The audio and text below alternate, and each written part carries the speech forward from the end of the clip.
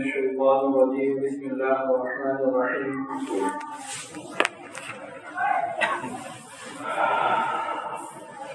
قل إن كنتم تحبون الله فاتبعوني يحببكم الله سبحان ربك رب العزة عما يصفون وسلام على المرسلين والحمد لله رب العالمين اللهم صل على سيدنا ومولانا محمد وعلى آل سيدنا ومولانا محمد وبارك وسلم اللهم صل على سيدنا ومولانا محمد وعلى آل سيدنا ومولانا محمد وبارك وسلم اللهم صل على سيدنا ومولانا محمد وعلى آل سيدنا ومولانا محمد وبارك وسلم. کل رات 11:15 بجے ہم ایئرپورٹ پہ تھے عمرے کے سفر سے واپسی پہ الحمدللہ. رات خوب بیٹھ کے سوئے, فجر پڑھ کے پھر سو گئے اور 9:30 کے بعد سے تقریباً کم و بیش ہماری ناشتہ وقت میٹنگ چل رہی تھی جو ابھی مکمل ہوئی عشاء کی اذانوں کے بعد, اور شدید تھکن ہے. آپ کو انتظار کرنا پڑا 10 منٹ, لیکن بہرحال معذرت بھی اور مصروفیت بھی ایسی تھی, اور صبح واپسی ایک اور انشاءاللہ باقی ہے.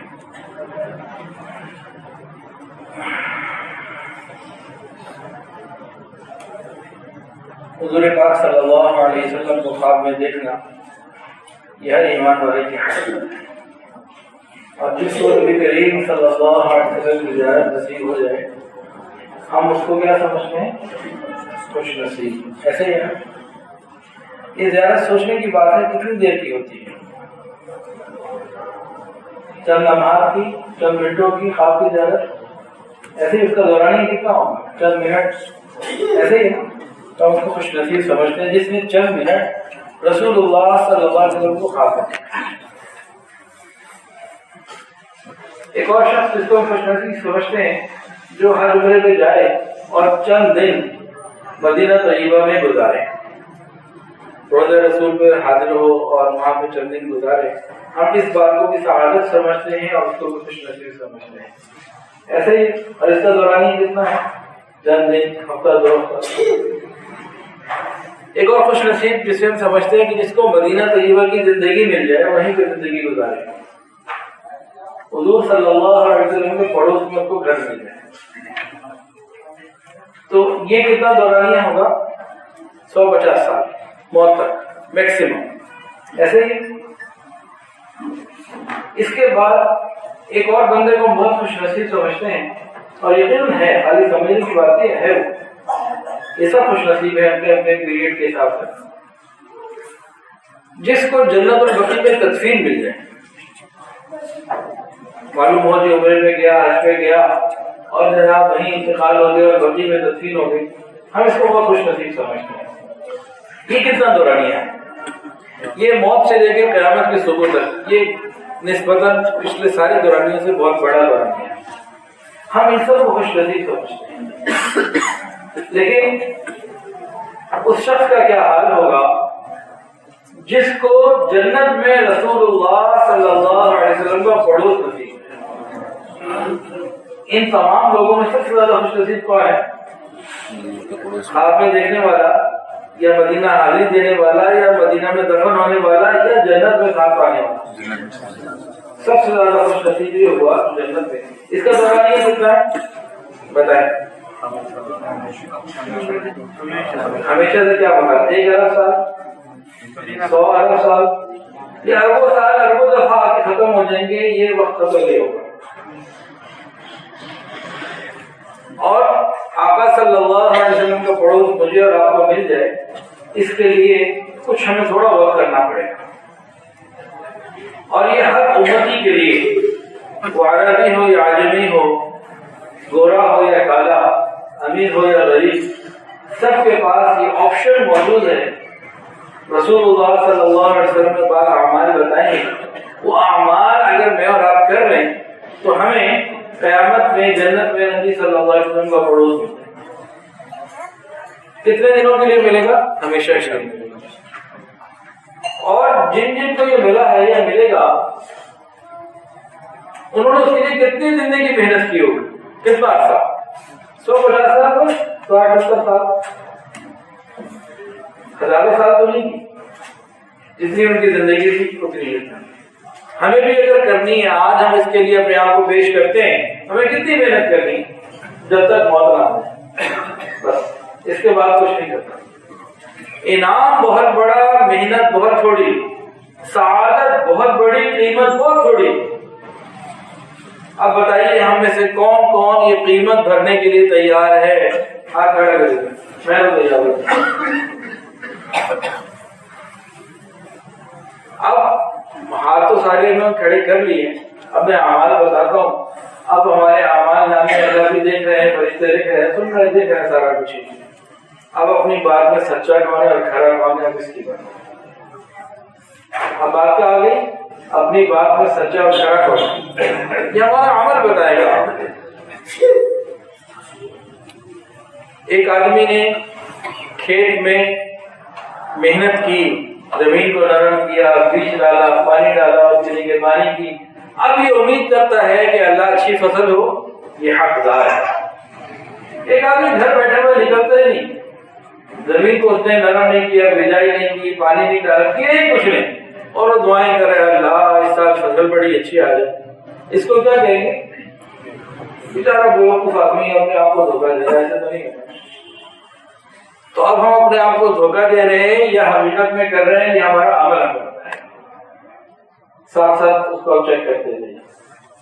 وہ کون سے اعمال ہیں جن کو کر لینے سے آقا صلی اللہ علیہ وسلم کا جنت میں پڑوس مل جائے گا، وہ میں آپ کو بتانے لگوں۔ نمبر 1، رسول اللہ صلی اللہ علیہ وسلم کی سچی اور کامل محبت۔ آقا صلی اللہ علیہ وسلم کی سچی محبت، کامل محبت۔ جو محبتیں ہم لیے پھرتے ہیں، محبت ہم سب کو الحمدللہ، ورنہ ادھر مسجد میں کیا کرتے ہیں؟ اللہ اور اس کے رسول کی محبت ہے تو آئے ہیں، ورنہ مسجد میں کیا کام تھا؟ لیکن جس معیار کا تقاضا کیا گیا ہے، کیا وہ ہے ہمارے پاس؟ یا ایٹ لیسٹ ہمیں اس معیار کا کچھ پتہ بھی ہے؟ وہ ٹارگٹ ہے کیا، وہ منزل ہے کیا جو ہمیں اچیو کرنی؟ محبت تو ہم سب کو ہے، آپ اس سے جا قسم اٹھوا لیں، لیکن جتنی محبت ہمیں ہے کیا یہ کافی ہے؟ اس کو دیکھنا ہے، کتنی محبت چاہیے؟ قرآن میں آتا ہے قل ان کان آباؤکم وابناؤکم واخوانکم وازواجکم وعشیرتکم واموال اقترفتموها وتجارة تخشون كسادها ومساكن ترضونها احب الیکم من اللہ ورسولہ۔ اللہ نے ساری چیزیں گنوا دی جو عام طور سے ہمارے دل میں ہوتی ہیں، ماں باپ، اولاد، بیوی، بچے، کاروبار، گھر، ہر چیز، ان سب سے زیادہ محبت اللہ اور اس کے رسول کی ہے، سب سے زیادہ۔ یہ قرآن کی ڈیمانڈ آ گئی۔ حدیث کے اندر کیا آتا ہے؟ تم ہر وقت تک کامل ایمان والے، اس وقت تک کامل ایمان والے نہیں ہو سکتے جب تک میں محمد صلی اللہ علیہ وسلم تمہیں سب میں سب سے زیادہ محبوب نہ ہو جاؤں گا، ناس اجمعین، سب میں سب سے زیادہ میں محمد صلی اللہ علیہ وسلم محبوب نہ ہو جاؤں، تم نہیں ہو سکتے ایمان کامل والے۔ تو قرآن بھی آ گیا، حدیث بھی آ گئی۔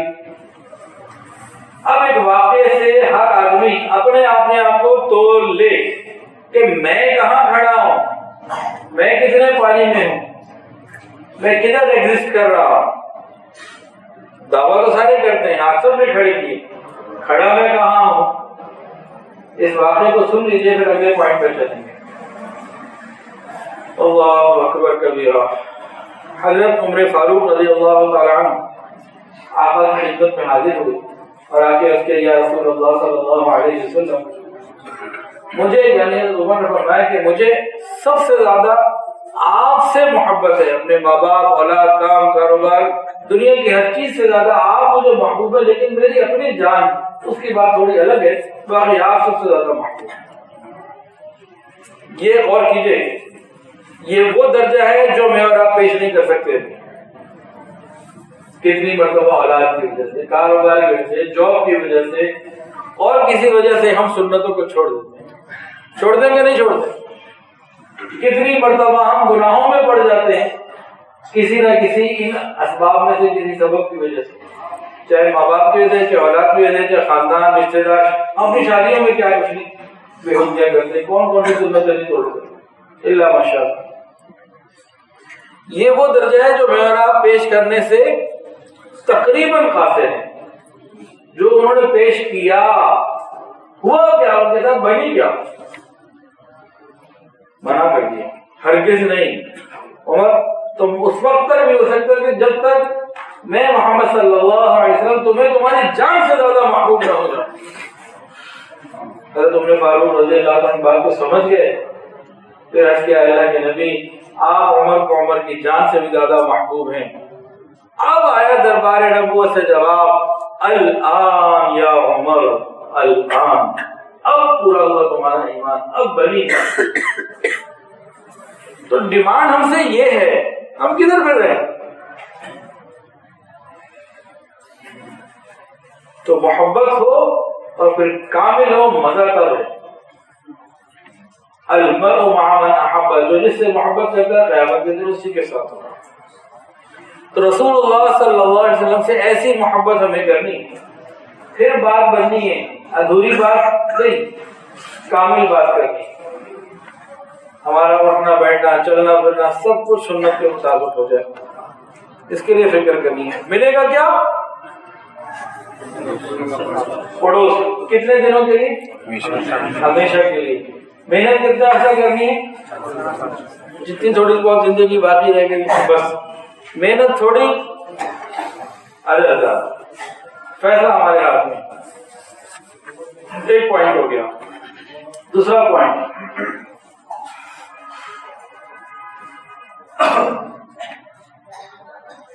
رسول اللہ صلی اللہ علیہ وسلم کی اتباع.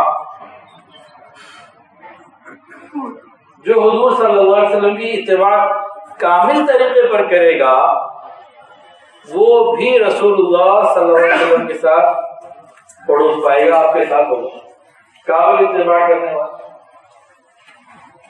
ہمارے معاشرے میں کتنے ہی لوگ ہیں سنتوں کی پرواہ نہیں. سنت تو ہے نا جی، کوئی نہیں. ہمارا اور صحابہ کا فرق کیا ہے؟ بہت ہے. ایک فرق یہ ہے، ہم میں سے کئی لوگ سنت تو ہے نا، کون سا کو فرق واضح ہے. اور صحابہ کیا کہتے ہیں؟ سنت ہے، یہ میرے رسول کا عمل ہے، یہ سنت ہے، مجھے یہ کرنا ہے. یہ فرق ہے ہمارا. سنت ہی تو ہے نا جی، خیر کوئی سنت. کئی لوگ آگے سوال پوچھتے ہیں حضرت اس سنت کی لاجک کیا ہے؟ ایک سنت ہے، اس کی لاجک بتائیے. یہ سوال پتہ ہے کون پوچھتا ہے؟ جس کے اندر محبت پوری نہیں.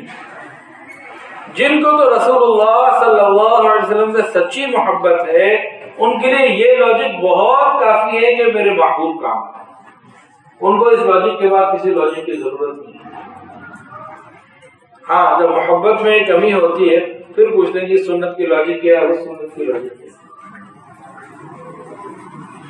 شاہ فیصل ایک مرتبہ غالباً انگلینڈ گئے اسی طرح کسی کافر ملک میں، تو انہوں نے کہا مسلمانوں کے لیے اور یہ ہماری اسلامی جو حدود اور سزائیں ہیں اس کے پورے چٹے کٹے بنائے ہوئے تھے. یہ دیکھو ظالمانہ فلاں فلاں فلاں. یہ بھی سمجھدار تھے، یہ ان کا کرائم ریکارڈ لے کے گئے. انہوں نے کہا یہ ہاتھ کاٹنا، یہ رجم سنسار کرنا فلاں فلاں، یہ دیکھو کتنی ظالمانہ وحشیانہ باتیں. انہوں نے کہا کہ ہمارے ملک میں اس زمانے میں تو تھی، اب کمی آ گئی ہے. ہمارے ملک میں اسلامی سزائیں ہیں، کرائم ریٹ دیکھ لو نیئر اباؤٹ 0. اتنی آبادی اور آگے کچھ بھی نہیں. تمہارے یہاں کرائم ریٹ یہ دیکھو، اتنے قتل، اتنے یہ. تو ایسے قانون بنا کے کرائم کو ٹوٹل روک دینا بہتر ہے یا نہیں؟ ان کے بعد جواب نہیں. کھانے کا وقت آ گیا، کھانا کھانا شروع کرنے لگے. اب انہوں نے بسم اللہ پڑھی، ہاتھ سے نکالنا شروع کر دیا، کھانا شروع کر دیا. اب انہوں نے گویا کہ یوں کہا دنیا چاند پہ چلی گئی، آپ ہاتھ سے کھانا کھا رہے. اب وہ کہتے نہیں حضور کا عمل ہے، یہ سنت ہے، تو پھر بہت ساری باتیں آ جائیں. کیا جواب دیا؟ انہوں نے فرمایا میں اس ہاتھ سے کھانا کھاتا ہوں جو میرے ہی منہ میں جاتا ہے، میں اس چمچے سے کھانا نہیں کھاتا جو ہر ایک کے منہ میں جاتا ہے. چپ ہوگا, کوئی جواب نہیں دے سکتا.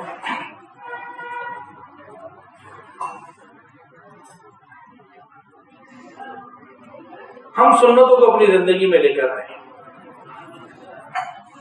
ہر کام سنت کے مطابق کریں, ہمارے لیے کامیابی کامیابی.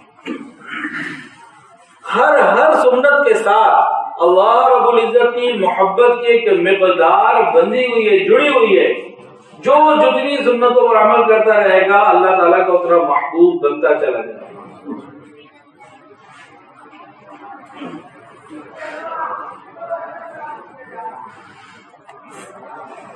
اتباع سنت کے واقعات تو بہت ہیں, مجھے ان کے پوائنٹس پورے کرنے ہیں اور وقت بھی پورے میں کرنا ہے, تو ایک واقعہ سنا کے اگلے پوائنٹ پر آتے ہیں.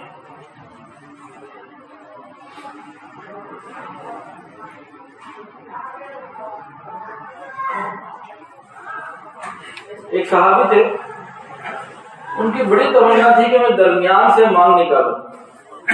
گھنگریالے بال تھے جیسے بعض ملکوں کے ہوتے ہیں, حبشہ والوں کے ہوتے ہیں. بڑی تمنا تھی کہ میں درمیان سے بیچ کی مانگ نکالوں جیسے آقا صلی اللہ علیہ وسلم نکالتے. بڑی کوشش کرتے ہیں, ناکام ہو جاتے ہیں. بڑی کوشش کرتے ہیں, بڑی دعائیں کرتے ہیں, لیکن بال تھے ہی ایسے ہوتے نہیں تھے. ایک دن انہوں نے لوہے کی سلاخ کو گرم کیا, آگ میں تپایا, خوب گرم ہو گئی, سر کے درمیان میں سینٹر میں پھیر دیا, جیسے درمیان سے مانگ نکالی جاتی ہے نا, ایسے جل گیا نشان آیا. کسی نے کہا یہ کیا کیا؟ کہا یہ زخم تو دور ہو جائے گا, لیکن میرے سر کو رسول اللہ صلی اللہ علیہ وسلم کے سر سے مشابہت تو ملے گی.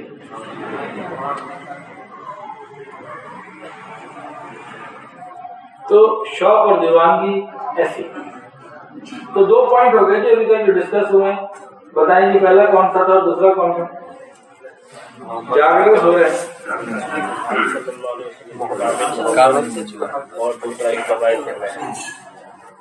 کامل محبت اور کامل اتباع, یہ دو پوائنٹ ہو گئے. کافی ہے, تیسرا بھی بتا دوں.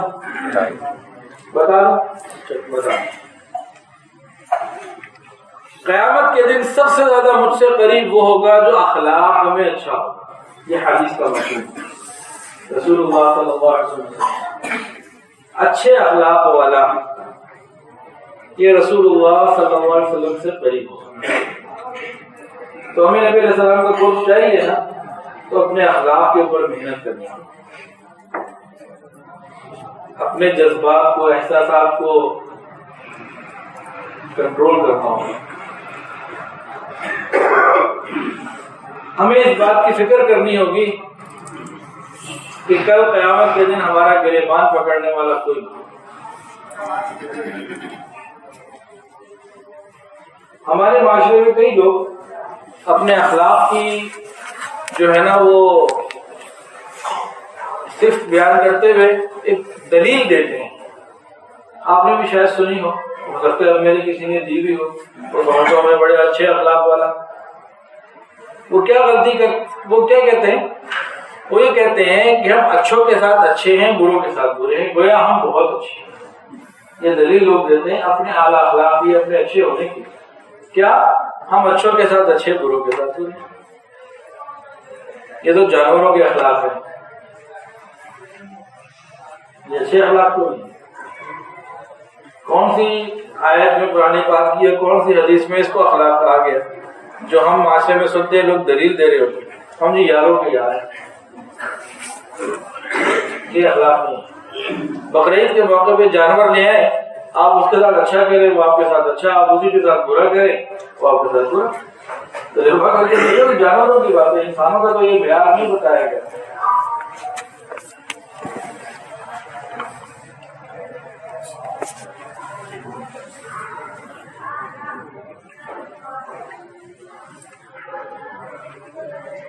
انسانوں کے لیے کون سا معیار ہے؟ یہ حدیث سنی ہے اور ہر آدمی سنے کہ میرے لیے. یہ بھی ہماری کوتاہی ہے, حدیث سنتے سمجھتے ہیں دوسروں کے لیے. یہ میرے لیے, مجھے کہا رہا جا رہا ہے. تو کون سے اخلاق ہیں؟ صل من قطع. میں اس کو یوں سنوں کہ مجھے یہ کہا جا رہا ہے جو مجھ سے توڑے میں اس سے جوڑوں, مجھے یہ حکم ہے. جو مجھ سے توڑے میری ڈیوٹی ہے میں اس سے جا کے جوڑوں، مجھے تو یہ حکم ہے۔ واعف عمن ظلمک، میں اسے یہ سمجھوں کہ جو مجھے کیا کہا جا رہا ہے، جو میرے پر ظلم کرے میں اسے معاف کروں، میری ڈیوٹی ہے معاف کرنا، مجھے حکم ہے معاف کرنے کا۔ واحسن الی من سوا الیک، میں اس کو یہ سمجھوں جو میرے ساتھ برا کرے مجھے حکم ہے میں اس کے ساتھ اچھا کروں۔ یہ اخلاق کا پیمانہ بتایا، رشتہ داری ٹوٹنے نہ پائے۔ جتنے ہی تیر آتے ہیں لفظوں کے باتوں کے سہنے، ہم نے اپنی طرف سے نہیں توڑنے۔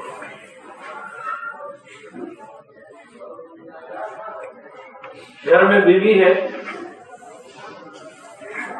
صحیح شوہر تو اچھے اخلاق والا شوہر تو وہ ہے کہ اس کی بیوی بغیر اس کی موجودگی میں، اس کی عدم موجودگی میں دل کی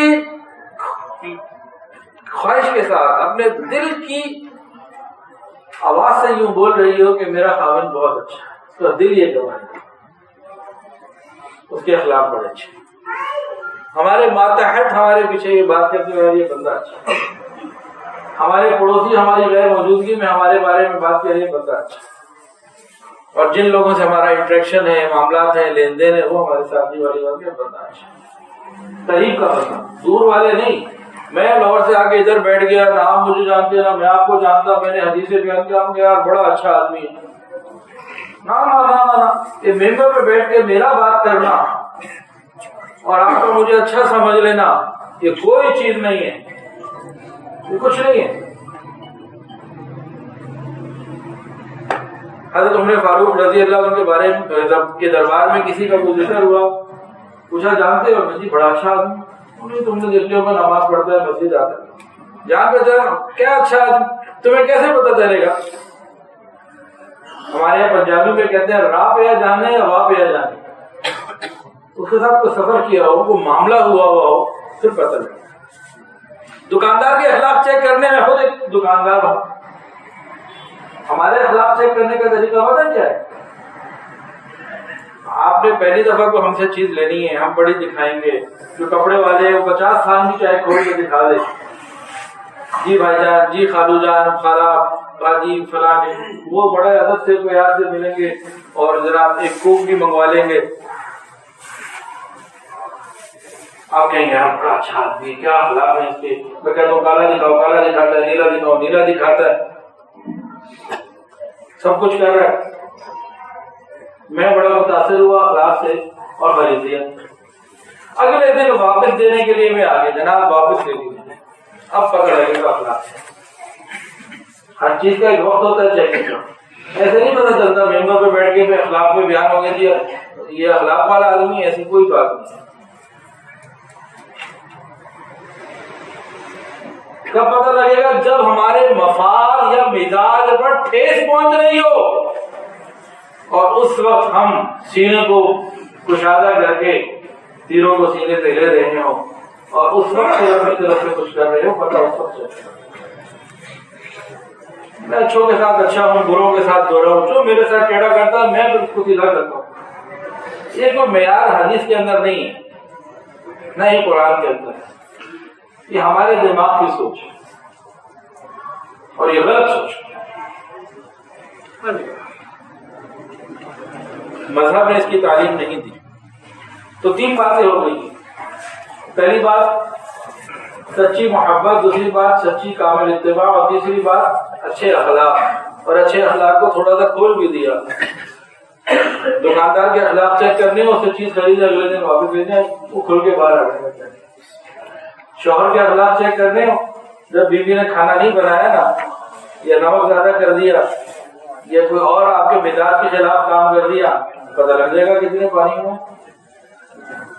تو ہر چیز کا ایک وقت ہوتا ہے، اس وقت پتہ لگتا ہے کہ تربیت ہے کہ نہیں۔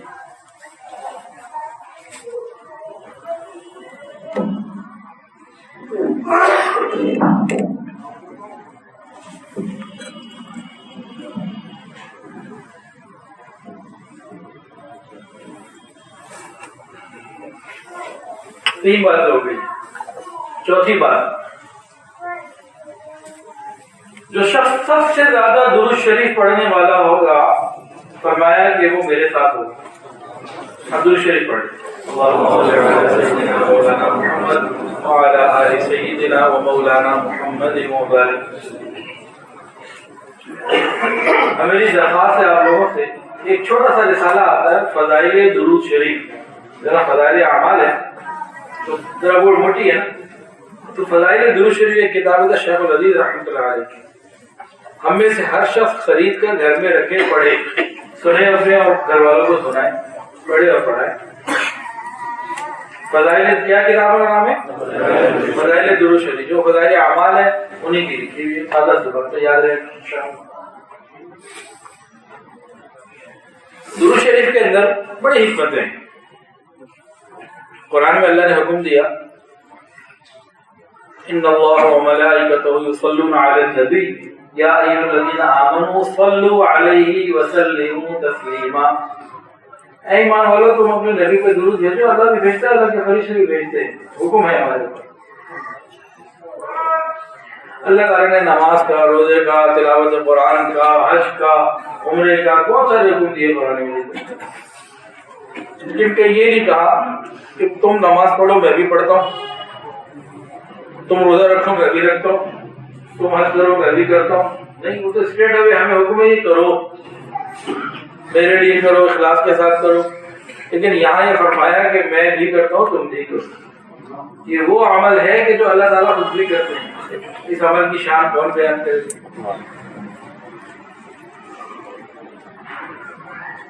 ایک عجیب ترین نقطہ درود شریف میں اللہ نے ہمیں کیا حکم دیا جی؟ ابھی بتا نہیں حکم کیا ہے، وہ تو ترغیب کے لیے بتایا نا. حکم کیا ہے کہ تو درود پڑھو. ہمیں درود پڑھنے کا حکم دیا نا، تم درود پڑھو. اب ہم جب درود شریف پڑھتے ہیں تو ہم کیا پڑھتے ہیں؟ اللہم صل علی محمد، یہی کہتے ہیں نا صلی اللہ. دیکھیں نقطہ سمجھیں، اللہ ہمیں حکم دے رہے ہیں کہ تم درود بھیجو. اور جب ہم حکم پورا کرنے کے لیے آتے ہیں تو ہم کیا کہتے ہیں؟ اللہم صل علی سیدنا مولانا محمد. اے اللہ آپ درود بھیجیے اپنے محبوب پر، حضور صلی اللہ علیہ وسلم پر. ایسے ہی ہے نا، یہ عجیب بات نہیں ہوگی. اللہ ہمیں حکم دے رہے ہیں کہ تم درود بھیجو، ہم درود بھیجنے کے بجائے ہم اللہ سے درخواست کریں اللہ آپ بھیجیے. تو یہ کیا بات ہے؟ اس مسئلے کو حل کریں آگے چلیں. سمجھ میں آ گیا نہیں آ رہی؟ اللہ ہمیں حکم دے رہے ہیں کہ تم یہ کام کرو، ہم اللہ سے کہہ رہے ہیں اللہ آپ کریے. اب یہ کیا چیز ہے؟ بڑی مزیدار چیز، بڑی مزیدار چیز. ہم نے اللہ تعالیٰ سے جب درخواست کی، اس کا سادہ سا طریقہ یہ ہے، جواب یہ ہے کہ حضور صلی اللہ علیہ وسلم سے جو صحابہ نے پوچھا نبی علیہ السلام نے یہی بتایا. بھائی تمہارے لیے درود کا طریقہ یہ ہے کہ اللہ سے درخواست کرو. حکمتیں کیا ہے؟ راز کیا ہے؟ راز یہ ہے ہم اللہ تعالیٰ کے سامنے جب درخواست پیش کرتے ہیں درود شریف میں کہ اللہ اپنے محبوب پر مہربانی فرمائیے، رحمتیں بھیجیے، برکتیں بھیجیے، تو ہم گویا اقرار کر رہے ہوتے ہیں اللہ ہم کسی کام کے نہیں، ہم بھیج ہی نہیں سکتے. اگر ہم بھیج سکتے ہوتے بھی تو ہمارے پاس وہ بھیجنے کی کوئی چیز ہی نہیں ہے جو حضور صلی اللہ علیہ وسلم کی شان کے مطابق ہو. ہم کیا بھیجیں؟ اللہ ہم آپ ہی سے درخواست کرتے ہیں اے کریم آقا آپ حضور صلی اللہ علیہ وسلم کو اپنی شان کے مطابق نعمتیں اور رحمتیں عطا فرما دیجیے. ہم اپنی عاجزی کا اظہار کر رہے ہوتے ہیں اللہ ساڈے کے لیے، ہمارے کوئی کچھ ہے ہی نہیں، کیا کر رہے ہیں؟ ہم کچھ بھی نہیں کر سکتے. ہم آپ سے درخواست ہاتھ جوڑ کے اللہ اللہم صلی علی سیدنا مولانا محمد وعلی آل سیدنا مولانا محمد مبارک وسلم. ہم اپنی عاجزی کا اظہار کر کے اللہ ہی سے کہتے ہیں اللہ مہربانی فرما کے آپ بھیج دیجیے. اور آپ کا حکم جو ہے ہم اس طریقے سے پورا کر رہے ہیں کہ آپ ہی ہمارے بالوں پکڑ کے ہمیں منزل میں پہنچا دیں کہ ہم شام کو بھیج نہیں سکتے.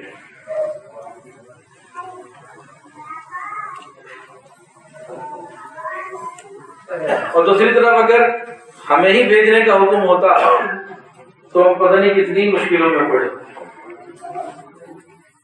اور یہ اللہ تعالیٰ کی رحمت اور احسان کا کمال ہے. حکم بھی ہمیں دیا, ذمہ داری بھی ہماری طرف سے خود پوری کر رہے ہیں, اور نیکیاں ہمیں دے رہے ہیں. نیک اعمال نامے میں نیکیاں ہماری لکھی جا رہی ہیں. یہ تو احسان در احسان کا اللہ تعالیٰ کا جو ہے نا فضل ہے. اور درود شریف ایک ایسی نعمت ہے, اگر میں اور آپ درود ابراہیمی ہر نماز میں پڑھتے ہیں, ترجمہ میں نہیں پتا, اکثر لوگوں کو پتا ہے. اگر ہم درود شریف کا ترجمہ بہت توجہ کے ساتھ سمجھ کر پڑھیں اور درود شریف کے ترجمے پہ غور کریں, شرک کی جڑ ختم ہو جاتی ہے.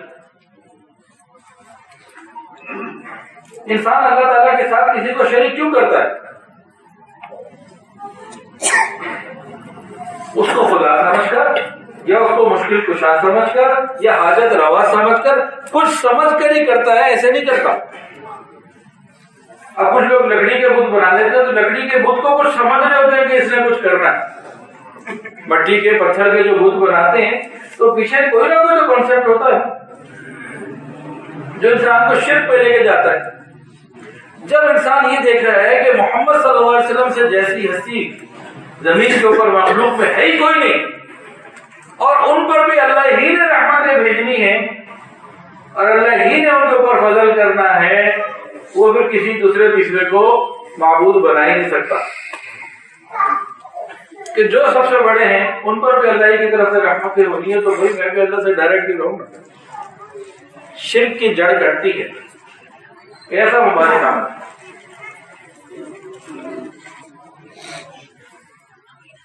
ایک حدیث کے اندر آتا ہے, انسان ایک مرتبہ درود شریف پڑھتا ہے, اللہ تعالیٰ 10 رحمتیں نازل فرماتے ہیں. 10 مرتبہ پڑھتا ہے, اللہ تعالیٰ 100 رحمتیں نازل فرماتے ہیں. 100 دفعہ پڑھتا ہے, اللہ تعالیٰ پیشانی پہ لکھ دیتے ہیں براءۃ من النار والنفاق. اس طرح کے الفاظ لکھ دیے جاتے ہیں کہ یہ جہنم کی آگ سے بھی بری, نفاق سے بھی بری. اور درود شریف کی کثرت سے اللہ تعالیٰ کی رضا ملتی ہے, کاروبار میں, رزق میں اور اولاد میں برکت ہوتی ہے, پریشانیاں دور ہوتی ہیں, جنت کا راستہ آسان ہوتا ہے. جو درود شریف نہیں پڑھتا وہ جہنم کے راستے کی طرف چل پڑتا ہے, جنت کا راستہ گھوم کر بیٹھتا ہے. تو درود شریف پڑھنا بہت بڑی عبادت ہے, لیکن بعض موقع ایسے ہیں اگر ہم نے نہ پڑھا تو ہمارے لیے جہنم ہے. ممبر پر قدم رکھا, فرمایا آمین. پوچھا بھی یہ کیا بات تھی؟ آپ علیہ السلام نے فرمایا جبرائیل امین آئے تھے, فرمایا کہ جس کے سامنے میرا ذکر ہو اور وہ صلی اللہ علیہ وسلم نے کہے درود نہ پڑھے, انہوں نے بد دعا کی, ہلاک ہو جائے وہ شخص جس کے سامنے آپ کا ذکر ہو, آپ بھی درود نہ پڑھے. میں نے فرمایا آمین, مہر لگا دی. اب پڑھے درود شریف. اللهم صل على سيدنا مولانا محمد وعلى ال سيدنا مولانا محمد وبارك وسلم. اب اس حدیث کو ذہن میں رکھتے ہوئے غور کریں, ہمارے یہاں کتنی مجلسیں ایسی ہوتی ہیں ہم غافل ہوتے ہیں. کوئی بھی ساتھی اللہ کے نبی کے اوپر درود پڑھتا ہے یا بات کرتا ہے, یا ہم سنتے ہیں درود پاک نہیں پڑھ پاتے, گویا کہ ہم اس وعید کے مستحق ہو رہے ہوتے ہیں اپنی غفلت کی وجہ سے. یہ ہمیں سوچنے کی ضرورت ہے. دوسری بات, جو لوگ لکھنے والے ہیں, طلباء یہاں بیٹھے ہیں, یہ بھی کئی دفعہ حدیث لکھتے لکھتے جو ہے نا جان چھڑانے کے لیے وقت میں کمی ہوتی ہے, جلد بازی میں غفلت کر دیتے ہیں. صلی اللہ علیہ وسلم نے لکھتے ہیں, وہ شارٹ کٹ بنائے ہیں آج کل بڑے, ہر چیز کا شارٹ کٹ چل رہا ہے. السلام علیکم کا شارٹ کٹ اے, جزاک اللہ خیرہ کا شارٹ کٹ JZK, انا للہ و انا الیہ راجعون. ہر چیز کے شارٹ کٹ بنا لیے. کچھ چیزوں کو تو ہمیں چھوڑنا چاہیے, کہیں تو ہمیں قربانی دینی چاہیے کہ بھئی یہاں شارٹ کٹ نہیں چلے گا. کچھ چیزوں پہ ہمیں اپنے آپ کو جمائے رکھنا ہے, یہاں شارٹ کٹ نہیں چلے گا. اسی طرح ہماری بہت ساری مجالس, حدیث سنی ہے, جس مجلس میں اللہ اور اس کے رسول, اللہ کا ذکر, رسول پہ درود نہ ہو, قیامت کے دن وبال, حسرت, یہ دو لفظ ہیں الگ الگ حدیث میں, وبال بنے گی اور حسرت کا ذریعہ بنے گی. کتنی ہماری صبح سے لے کے رات تک مجلسیں ہوتی ہیں, اس میں حضور پہ درود نہیں ہوتا. کہاں جا رہے ہیں؟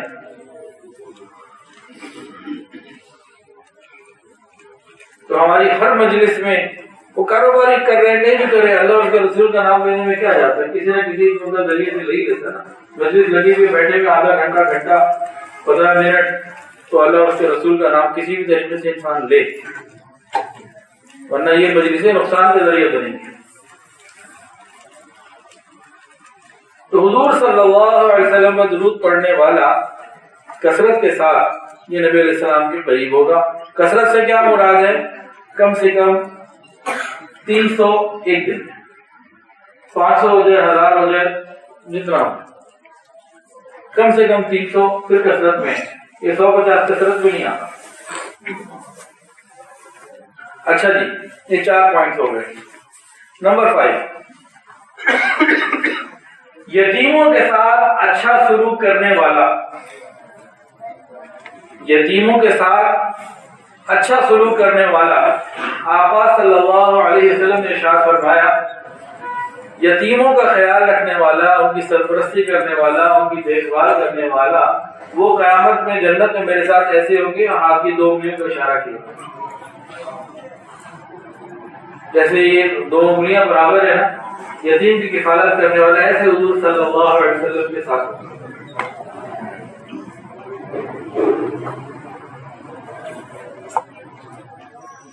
میرا اور آپ کا یتیموں کے ساتھ کیا رویہ ہے؟ ہر آدمی اپنے گریبان میں جائے. ہمارا رویہ یتیموں کے ساتھ بہت برا, بہت برا, اللہ ماشاء. شاید کسی مجلس میں کچھ لوگ ایسے ہوں ان کے گھر میں یہ مثال موجود ہو, اگر اس مجلس میں نہیں ہے تو معاشرے میں تو بے شمار ہیں. کیا چیز؟ ایک باپ ہے, کھاتا پیتا کاروبار چل رہا ہے, اس کے 4 بچے ہیں, چاروں شادی شدہ ہیں, سب کے اپنے بچے بھی ہیں. گویا یہ جو انسان ہے یہ دادا بن گیا. اب اس کے 4 بیٹے ہیں اور چاروں کی اپنی اپنی اولادیں ہیں, اور یہ چاروں بیٹے کاروبار کر رہے ہیں یا جاب کر رہے ہیں, کھا رہے ہیں, کما رہے ہیں, چل رہا ہے. یہ فیملی ہوا کیا, باپ کی موجودگی میں ان چاروں بیٹوں میں سے کسی ایک کا ہو گیا انتقال. اب جو باقی 3 بیٹے ہیں نا, یہ سیدھا مفتی صاحب کے پاس جائیں گے کہ باپ کی وراثت میں میرے بھائی کے یتیموں کا تو کوئی حصہ نہیں ہے نا. تو کہیں گے ہاں, کیونکہ والد موجود ہے, بیٹے کا انتقال ہو گیا, پوتے کا کوئی حصہ نہیں. یہ کہیں گے جناب بالکل بہترین بات آ گئی. اب وہ بچے جو ایک اچھے اسکول میں پڑھ رہے تھے, اچھا کھانا پینا کر رہے تھے, باپ کی جانے کے بعد اب یہ جو تایا چچا ہے نا, یہ ظلم کا ایک بازار گرم کرتا ہے. چاہیے تو یہ تھا کہ یہ ان کے اوپر شفقت کا, نرمی کا, محبت کا ہاتھ رکھ کے آقا صلی اللہ علیہ وسلم کا پڑوس حاصل کرتے, لیکن یہ دنیا کے چکر میں پڑ رہے ہیں. کتنے ہی ایسے گھر ہیں کہ تھوڑا بہت خوف خدا ہوتا ہے نا, وہ ان کو زکات دے رہے ہوتے ہیں, اپنے ہی بھتیجے کو زکات دے رہے ہوتے ہیں. اس کا انتقال ہو جاتا تو کیا یہ چاہتا ہے کہ میرا سگا بھائی میرے بیٹے کو زکات دے, میری بیوہ کو زکات دے؟ بتائیں. اب یہ زکات دے رہے ہوتے ہیں, اور یہ زکات بھی وہ دے رہے ہوتے ہیں جن کو تھوڑی بہت خوف خدا کی کوئی کیفیت ہوتی ہے. یہ بات ٹھیک ہے کہ وراثت میں ان پوتوں کا کوئی حق نہیں, کہ اس کے بھتیجے کا کوئی حق نہیں, بالکل ٹھیک ہے, شرم مسئلہ یہی ہے. لیکن صلہ رحمی وہ کدھر گئی؟ اب ان چچا اور تایاؤں کا امتحان شروع ہو گیا کہ یہ اپنے بھائی کے بچوں کے ساتھ کیا کریں. یہ ان کا اچھا خیال کر کے جنت میں آقا کا پڑوس بھی حاصل کر سکتے ہیں, اپنے بھائی کے سامنے بھی جنت کو پورا ہو سکتے ہیں, اور جو کچھ ہو رہا ہے وہ سب بھی کر سکتے ہیں. اس پوائنٹ کو اگر دیکھیں نا, ہمیں اپنے خاندانوں میں کئی ایسے ظالم تایا چچا نظر آتے ہیں, ہر ایک کو شاید نظر آتے ہیں, اتنی کثرت سے.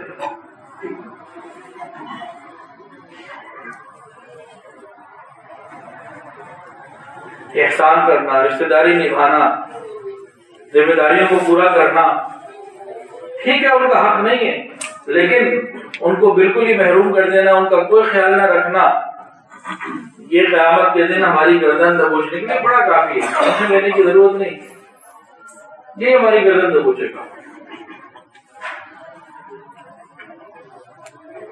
خالی مفتی صاحب سے یہ پوچھ کے آ کے جان نہیں چھوٹ جاتی، اس پہ فکر کرنے کی ضرورت ہے۔ یتیموں میں سب سے زیادہ آپ کے جو قریب ہے نا، اس کا حق زیادہ ہے۔ پھر اس کے علاوہ ہم اپنی فیملی میں، پڑوس میں، خاندان میں، اور جہاں جو جتنا کر سکے وہ خیال کرے۔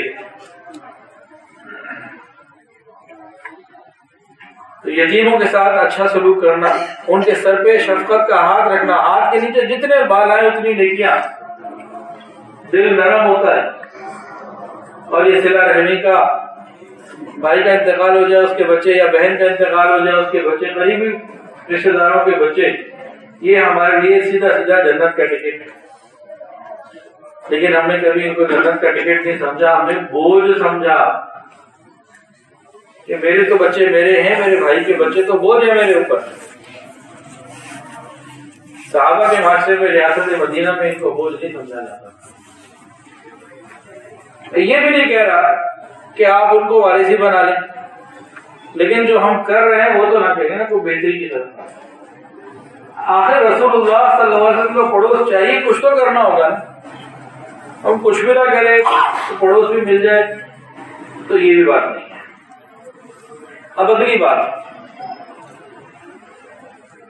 رسول اللہ صلی اللہ علیہ وسلم نے ارشاد فرمایا جو اپنی بیٹیوں کی اچھی صحیح تربیت کرے گا وہ جنت میں میرے ساتھ ہوگا۔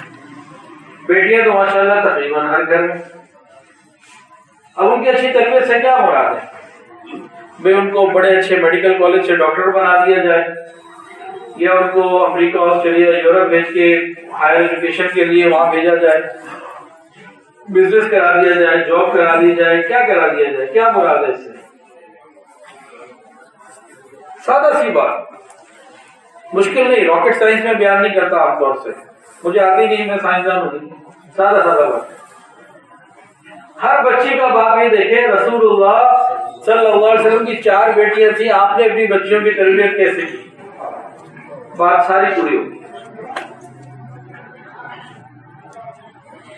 دنیاوی تعلیم بڑی سے بڑی، اچھی سے اچھی دلوانا کوئی منع نہیں، لیکن گھر کے ماحول کو پاکیزہ کرنا، پردے کا ماحول بنانا، حیا، پاک دامنی اور دینی تعلیم ان کے اندر اتارنا، ان کو دینا۔ بھئی حضور صلی اللہ علیہ وسلم کی صاحبزادیاں تھیں یا نہیں تھی نا، تو آپ سے زیادہ تربیت کرنے والا اچھا کوئی نہیں ہو سکتا نا بچیوں کی۔ کہ آپ نے کیسے تربیت کی، میں بھی ویسے کروں، سادہ سی بات۔ اب ہم اپنی بچیوں کی تربیت کیسے کر رہے ہیں؟ چھوٹی عمر سے ہی جناب ناچ گانا، ڈانس اور موبائل، ہر چیز ان کے پاس۔ ہماری بچیوں کے سر پہ دوپٹہ نہیں ہے۔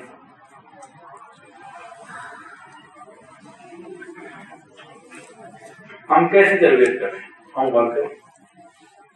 رسول اللہ صلی اللہ علیہ وسلم کا پڑوس اگر چاہیے تو پھر ہمیں فکر کرنی پڑے گی۔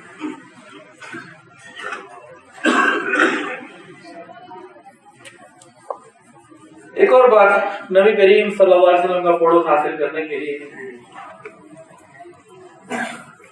سجدے کثرت سے کرنا۔ ایک صحابی نے نبی علیہ السلام کی خدمت کی، آپ خوش ہو گئے، پوچھا، فرمایا مانگو کیا مانگتے ہو؟ تو انہوں نے فوراً ایک ہی بات کہی، اے اللہ کے نبی جنت میں آپ کا پڑوس چاہیے۔ آج ہمیں کوئی آفر کرے کہ مانگو کیا مانگتے ہو، ہم کیا مانگیں گے؟ کوئی پلاٹ مانگ لے گا، کوئی بزنس مانگ لے گا، یہ نوجوان کہیں گے اچھی جگہ شادی ہو جائے، جاب مل جائے، اور جناب کوئی دنیا سے متعلق چیزیں فوراً ہمیں آپشن ملے کہ بھائی قبولیت دعا کا وقت ہے، مانگو کیا مانگتے ہو، اس وقت ہم کیا مانگیں؟ رسول اللہ صلی اللہ علیہ وسلم نے جب ان کو یہ آفر دی، پیشکش ملی، انہوں نے کیا مانگا؟ آپ کا پڑوس۔ نبی کریم صلی اللہ علیہ وسلم نے ارشاد فرمایا پھر سجدوں میں کثرت۔ سجدوں میں کثرت سے کیا مراد ہے؟ 2 چیزیں بتائی گئی۔ نمبر 1، فرض نمازوں کے علاوہ نفل بھی پڑھنا، فرض نمازوں کے علاوہ نوافل بھی پڑھیں گے تو سجدے زیادہ ہو جائیں گے، یعنی صرف 5 نمازوں تک نہ رہنا، آگے بھی بڑھنا۔ نمبر 2، لمبے سجدے کرنا۔ ایک صاحب سجدہ کر رہے تھے مسجد میں، انہوں نے کہیں حدیث پڑھی، وہ جب سجدہ کر رہے تھے نا تو جس صف میں تھے تو اگلی صف تک آدھی جو ہے نا وہ کور کر لی تھی، کوئی لیٹ ہی جانے والا سین ہو گیا تھا۔ تو یہ کیا کر رہے ہیں؟ جو میں نے حدیث میں پڑھا ہے لمبے سجدے کرنا، یوں لمبا ہو کے کرنا، تو یوں لمبا نہیں ہوتا، سجدہ اسی ترتیب پہ کرنا جیسے آقا نے کیا، اس میں سبحان ربی الاعلیٰ 5 اور 7 دفعہ یا اور جتنا کو بڑھا سکے بڑھائیں۔ اب ہمیں آج یہ بات معلوم ہو گئی، سجدے زیادہ کرنا، لمبے کرنا، اس سے کیا ملے گا؟ رسول اللہ صلی اللہ علیہ وسلم کا پڑوس۔ کرنا کیا ہے؟ ہم جو سبحان ربی الاعلیٰ پڑھتے ہیں نا، بعض لوگ تو صحیح ادا کرتے ہیں اور بعض جلدی میں اس کو اچھا ادا نہیں کرتے، تو ہم ایک تو اس کی ادائیگی ٹھیک کریں، اور جو ہماری تعداد ہے نا 3، اس کو 5 پہ لے آئیں کم سے کم، اور کبھی تہجد میں 7، 9، 11 پہ بھی لائیں۔ اگر ہم جو سبحان ربی الاعلیٰ 3 مرتبہ پڑھتے ہیں، اکثر لوگ 3 مرتبہ پڑھتے ہیں، یہ 3 کو اگر 5 کر دیں گے اور سارے دن کی نمازوں میں ٹوٹل ٹائم کتنا زیادہ لگ جائے گا سجدے میں؟ 2-4 منٹ کتنا لگ سکتا ہے؟ 3 کو 5 کرنا اور سارے دن کی جتنی نمازیں ہم پڑھتے ہیں، جتنے سجدے کرتے ہیں، کتنا ایکسٹرا وقت لگ جائے گا بتائیں؟ 2-4 گھنٹے تو بھی لگیں گے نا ایکسٹرا، 2-4 منٹ، 5 منٹ کم ہو گئی۔ روز 5 منٹ کی محنت سے جنت میں آقا کا پڑوس ملتا ہو تو یہ سستا ہے یا مہنگا؟ کریں گے کہ نہیں؟ انشاءاللہ تعالیٰ، اللہ تعالیٰ توفیق عطا فرمائے، کم سے کم 3 کو چھوڑ کر 5 پر تو آئے، اور تہجد میں تو تھوڑا 7، 9، 11 کی ترتیب بھی لگائیں اور اس کی فکر بھی کریں۔ اس کے علاوہ بس یہ آخری بات، اس کے بعد وقت تو 2 منٹ زیادہ میں نے لے لی ہے معذرت کے ساتھ، اب اس کو میں سمیٹتا ہوں۔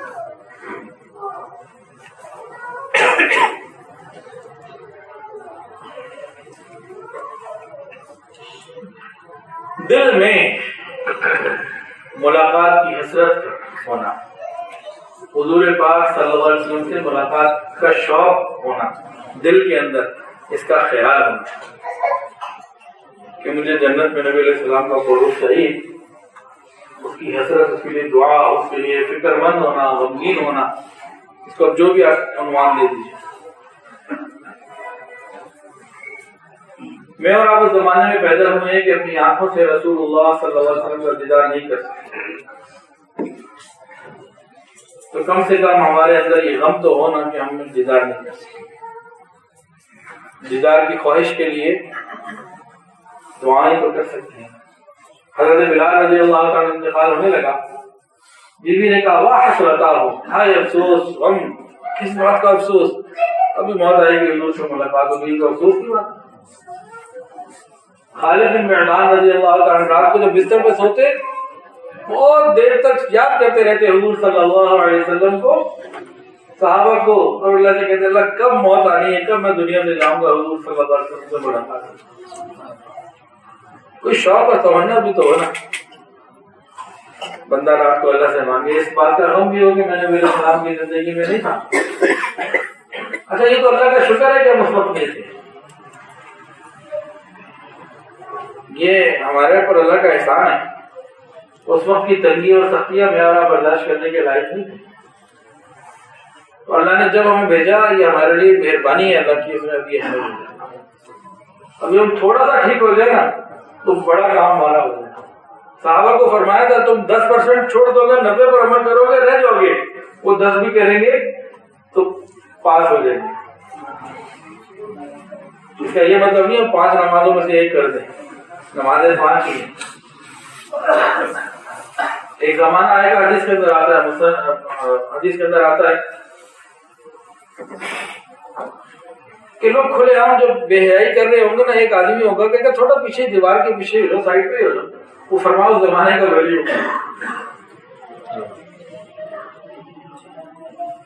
تو بڑا مقام ہوگا. یعنی گراوٹ اتنی آ چکی ہوگی معاشرے میں کہ اس وقت یہ بھی نیکی میں اور ولایت میں اور نیک متقی لوگوں میں شمار کیا جا سکتا ہے. جس سال فصل بہت اچھی آتی ہے نا، بہت اچھی فصل ہوتی ہے، خریدار کے بڑے نخرے ہوتے ہیں.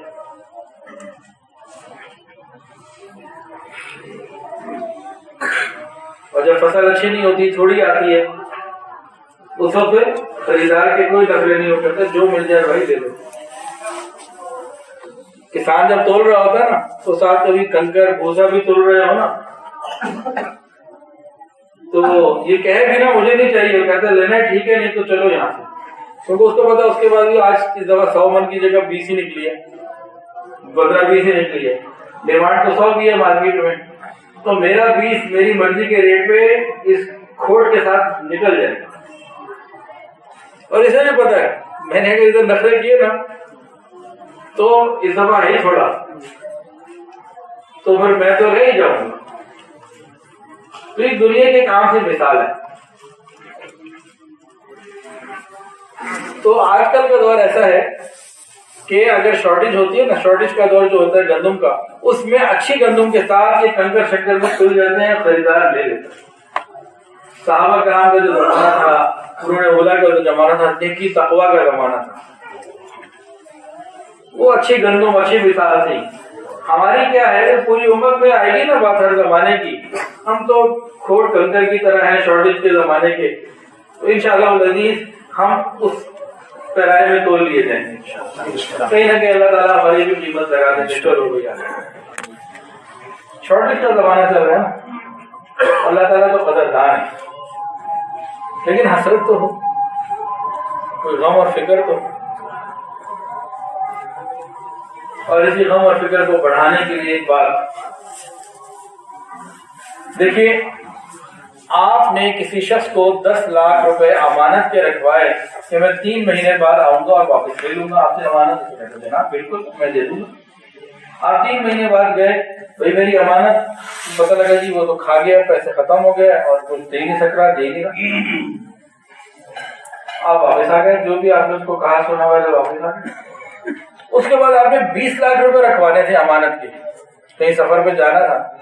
اب پہلے والے کے بعد ہم میں سے کوئی جائے گا؟ کیوں؟ کہ خیانت کرنے والے کو دوبارہ امانت کوئی نہیں رکھوانا پسند کرتا. ایسے ہی ہے جناب، ہماری آنکھیں ہمارے پاس ہماری اپنی ہیں یا امانت ہے اللہ کی؟ یہ آنکھیں اگر نامحرموں کو دیکھتی رہیں گی تو یہ خائن ہوں گی، خیانت کی مرتکب ہوں گی. اور قیامت کے دن اگر ان خیانت کی مرتکب آنکھوں کو اللہ دوبارہ بینائی نہ دے کہ دنیا میں تو اس نے میری امانت کا خیال نہیں رکھا کہ کھڑا کر بندہ، تو قیامت کے دن ایسے بعض لوگ ہوں گے. قرآن کے اندر آتا ہے قال رب لم حشرتنی اعمی وقد كنت بصیرا. اللہ میں تو میری آنکھیں 6x6 الٹرا ساؤنڈ والے بھی بعد میں بتا دیتے، میں پہلے دیکھ کے بتا دیتا تھا، اتنی تیز تھا. آج آپ نے نگڑا کر دیا. اللہ فرمائیں گے قال كذلك، تو ٹھیک کہہ رہا ہے. اتتك آیاتنا فنسیتها وكذلك اليوم تنسى. کراچی میں تو نے مجھے بھلا دیا، آج میں نے تجھے بھلا دیا. چل کیونکہ امانت میں خیانت کرنے والے کو دوبارہ تو امانت نہیں. اب ہماری تمنا ہے رسول اللہ صلی اللہ علیہ وسلم کے مبارک چہرے کو دیکھیں تو کوئی تو قیمت ہوگی نا اس کی، یا کوئی قیمت نہیں، اتنا سستا ہے. نعوذ باللہ کہ رسول اللہ صلی اللہ علیہ وسلم کا دیدار اتنا کم قیمت ہے. اور اسی بات کو ایک اور اینگل سے سمجھ لیں، جو غیرت مند مرد ہوتے ہیں نا ان کی خواہش ہوتی ہے، آج کل تھوڑے رہ گئے غیرت مند. غیرت مند مردوں کی کیا خواہش ہوتی ہے کہ اپنی ماں کو، بیٹی کو، بہن کو، بیوی کو پردہ بھی کروائیں، اور ان کی خواہش یہ ہوتی ہے کہ کوئی بری نظر والا، کوئی گندا آدمی، کوئی بری نظر ان کے چہرے پہ نہ پڑے. یہ ہوتی ہے یا نہیں ہوتی؟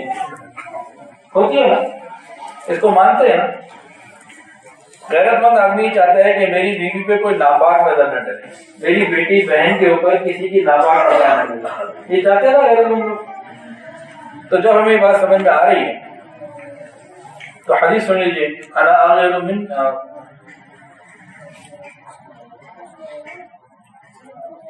کہ میں اولاد آدم میں سب سے زیادہ غیور ہوں. واللہ اغیر منی, اللہ مجھ سے زیادہ غیرت والے ہیں. توجہ کے ساتھ یہ جملہ سنیے گا. اگر قیامت کے دن اللہ رب العزت نے یہ فیصلہ کر لیا میرے پاک پیغمبر کے پاک چہرے پہ فقط پاک نگاہیں ڈلیں گی, یہ ناپاک نگاہیں, نامحرموں کو دیکھنے والی نگاہیں یہ میرے پاک پیغمبر کے پاک چہرے پہ نہیں پڑیں گی, یہ اصول اگر بن گیا تو میں اور آپ کے لیے کھڑا. بہرحال حضور صلی اللہ علیہ وسلم کے دیدار کی کوئی قیمت ہے, آپ کے پڑوس کی کوئی قیمت ہے, جن میں چند باتیں میں نے بہت گزار کر دی, اور بھی چند باتیں ہوں گی, چند باتیں آگے. اللہ تعالیٰ مجھے اور آپ کو اس کی توفیق عطا فرمائے, اس کا نام, اس کی فکر, اس کی سوچ, اس کے لیے عملی طور پر ہمیں کچھ کرنے کی توفیق عطا فرمائے. اللہ تعالیٰ مجھے اور آپ کو قیامت میں رسول اللہ صلی اللہ علیہ وسلم کا پڑوس جنت الفردوس میں عطا فرمائے. وآخر دعوانا الحمدللہ.